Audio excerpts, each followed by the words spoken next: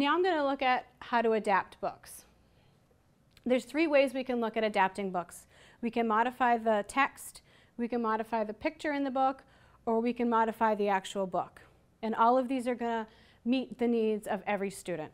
When we modify the text, we want to think about what is the student getting out of the text. So if they're reading Braille, you want to adapt a book with Braille on top of the text or below the text.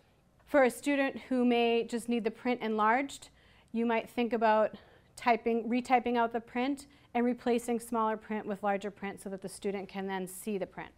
For students who may need a contrast between the print and the background, you may think about replacing that as well.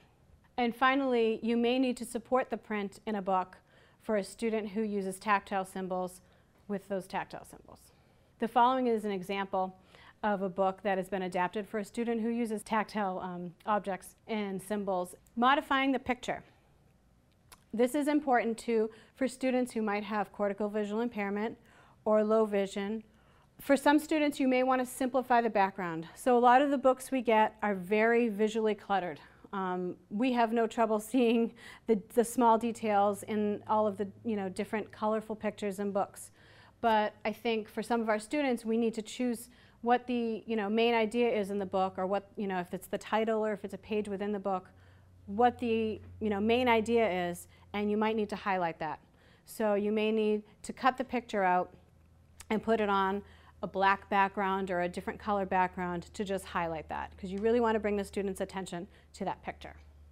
For a student with cortical visual impairment who may, for example, be drawn to the color orange, you may outline that picture with orange, either tape or sticky wicky or different materials like that. You also may need to provide a tactile enhancement to a picture, and you can think about what the student individually needs before you do that. For modifying the book, you may think about a student's physical and fine motor needs when you do that. So we often might use cardboard to make the pages thicker and make it easier to manipulate so students can turn the pages independently. And this gives students a lot of, builds their self-esteem if they can do more independently. So we're always looking at ways to do that. Page fluffers are another thing that can be used, and those are just little foam tabs that you can put at the corner, top right-hand corner of the page, so that the student can also find that, grab it, not only tactily, but if they might need a different color to see it visually to turn the page. You also might want to rebind the book so that it stays open more easily.